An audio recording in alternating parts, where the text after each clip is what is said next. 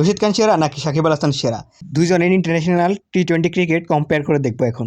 2026 সালে রাশিদ খানের বয়স 27 বছর, এদিকে 2026 সালে সাকিব আল হাসানের বয়স 38 বছর।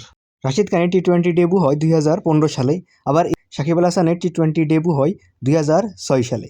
রাশিদ খান টি-20 ম্যাচ খেলেছে 115টি, আর সাকিব আল হাসান টি-20তে ম্যাচ খেলেছে 129টি।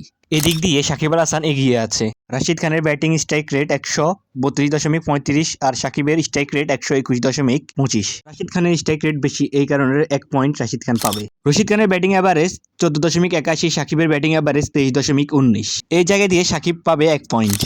রশিদ খানের মোট রান 662, সাকিবের মোট রান 2551। এই দিক দিয়ে সাকিব পাবে 1 পয়েন্ট। রাশিদ খানের টি-20তে মেডেন ওভার আছে 2টি, সাকিব আল হাসানের টি-20তে মেডেন ওভার আছে 3টি। এই দিক দিয়ে সাকিব পাবে আরও 1 পয়েন্ট।